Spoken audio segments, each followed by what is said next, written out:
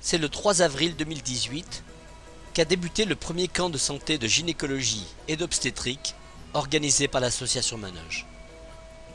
Le gouvernement népalais, ayant déclaré comme priorité nationale la santé sexuelle et reproductive ainsi que le problème du prolapsus des organes pelviens, il nous a semblé important de contribuer concrètement à cet impératif médical. Pour ce camp de santé, notre association sera le seul et unique sponsor, mais aura travaillé en partenariat avec l'association locale, le Sribume Janakalyan Samaj. Il se déroulera dans le district de Gorkha, dans le dispensaire de la communauté de communes de Simjung. Pour la réalisation de ce camp de santé, nous travaillerons avec une équipe médicale de l'hôpital international de Suvekia de Katmandou. À l'organisation générale, notre coordinateur Dan Bahadur Gurung et du docteur Laurence Bels, responsable du dispensaire de Simjung pour notre association. Après les discours de présentation et des objectifs fixés, consultation générale, dépistage de pathologie, assistance médicale, conseils, traitement. Le camp a pu rapidement débuter devant de nombreux patients en attente. Enregistrement général et début de la prise en charge par les infirmières et les bénévoles locaux. Pesée, prise de la tension artérielle et orientation vers les consultations médicales pour le bilan de médecine générale, de gynécologie ou d'obstétrique.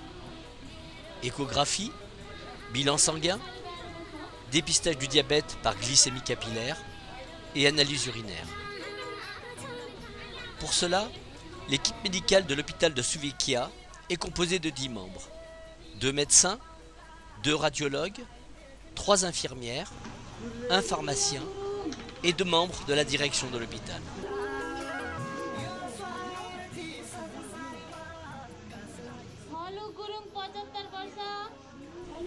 Les bénévoles mobilisés ont pu gérer l'ensemble des patients avec efficacité.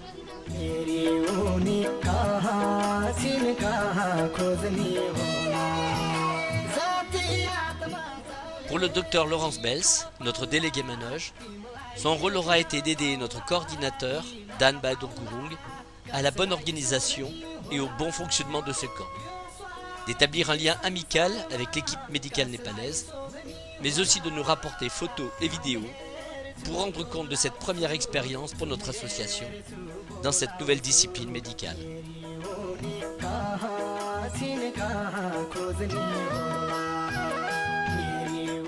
Pendant la tenue de ce camp, ce sont 366 consultations qui auront été effectuées. Les raisons pour lesquelles les personnes ne se rendent pas à l'hôpital sont la pauvreté.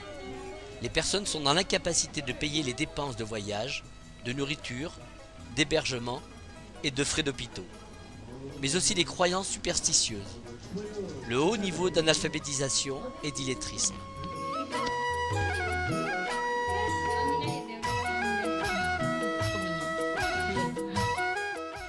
La plupart des pathologies répertoriées auront été des descentes d'organes, des gastrites, de l'asthme, des douleurs au dos, des calculs rénaux. Beaucoup de consultations ont nécessité des échographies dans le cadre de douleurs ou masses abdominales, mais également pour femmes enceintes. Ces examens paracliniques, échographiques et de laboratoire ont permis des diagnostics étiologiques d'une grande utilité. Leur rapport a été considérable.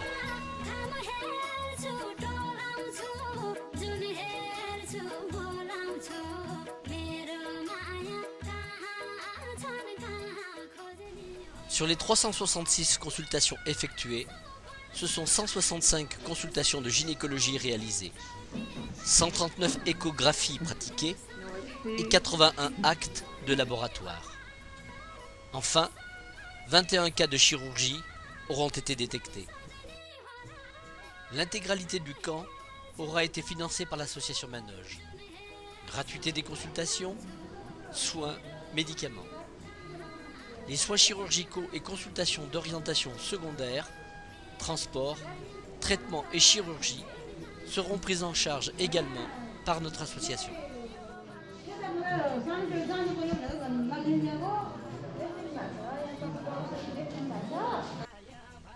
conclusion de ce camp de santé, nous pouvons affirmer que la santé de la femme est un problème crucial.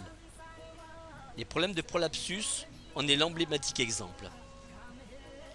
La prise de conscience des pouvoirs politiques est réelle, mais les moyens sont manquants. Il est donc nécessaire pour notre association de continuer, développer et amplifier ces camps de santé de gynécologie obstétrique, afin de donner aux femmes l'accès à une médecine qui leur est très spécifique. Afin de pouvoir renouveler autant que possible ce type même de camp de santé, l'association devra se mettre en recherche de financements importants.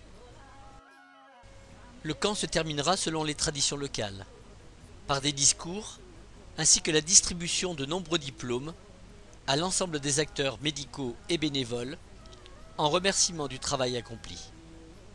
Pour le docteur Laurence Bels, c'est avec une très grande fierté qu'en tant que femme et médecin, elle aura participé à cet élan vers la santé de la femme.